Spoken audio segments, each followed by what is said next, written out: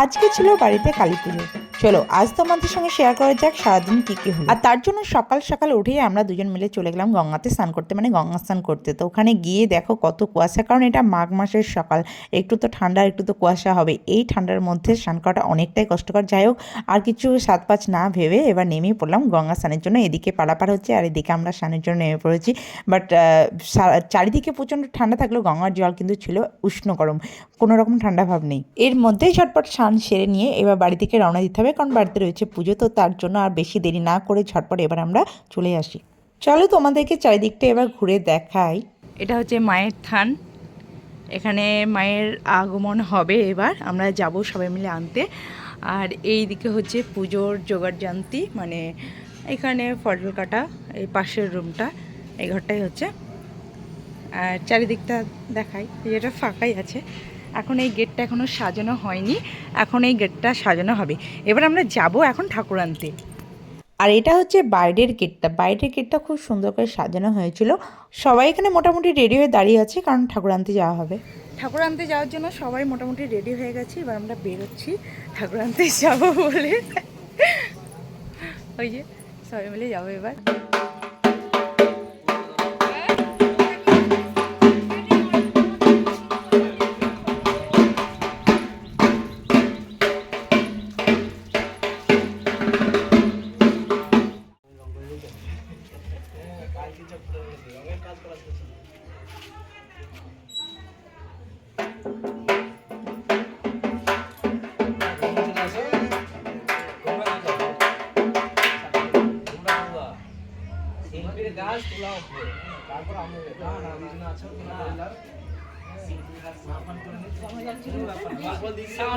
রং করছে মায়ের, হ্যাঁ ঠিক আছে।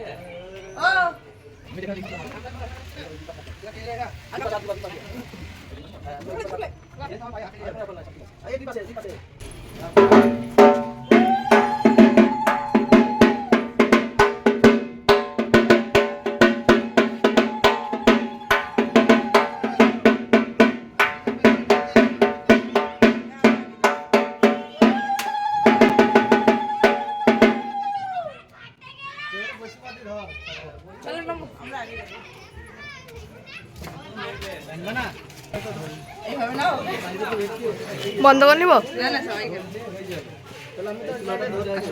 এবার আমরা আগে যাবো, মামি যাচ্ছে।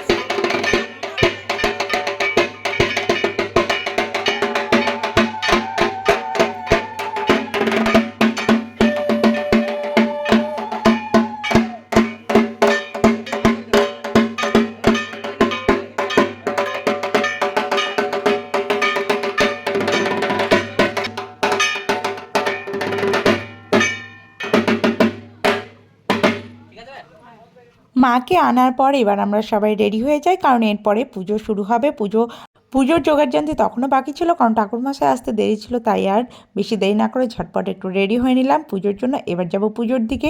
ঠাকুরমশাই এসে প্রায় পুজোয় বসে গেছে। পুজোর এদিকে মোটামুটি জোগাড়যন্ত্র হয়ে গেছে, মানুষজন এসে গেছে, পুজো শুরু হয়ে গেছে। অন্যদিকে হচ্ছে রান্নার জন্য আয়োজন।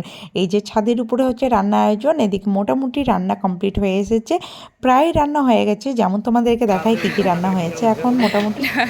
আছে এখানে বিভিন্ন রকম রান্না, এখানে খিচুড়ি রান্না হচ্ছে নাকি? এদিকে বিভিন্ন রকম সবজি, পাঁচ তরকারি, চাটনি।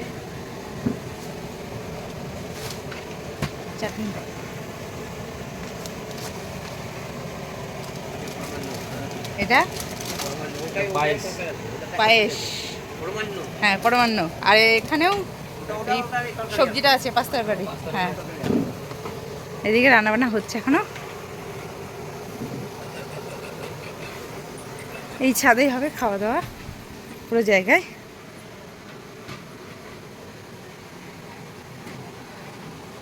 আর এদিকে নিচে মানুষজন।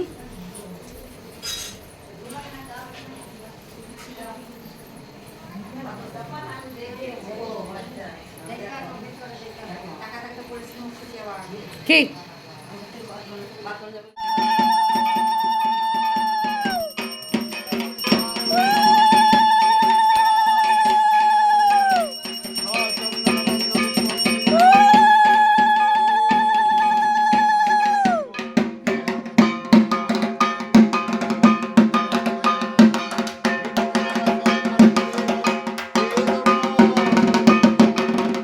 এদিকে পুজোয় বসে গেছে ঠাকুরমশাই, পুজো শুরু হয়ে গেছে। আর অন্যদিকে এদিকে হচ্ছে ভোগের আয়োজন, ঠাকুরের ভোগ রান্না হচ্ছে এখানে। বাকি সব কিছুই জোগাড়যন্ত্র করা ছিল, শুধু ভোগটার জন্য বাকি ছিল, এখন সেটাই হচ্ছে। তারপরে শুরু হয় আরতি।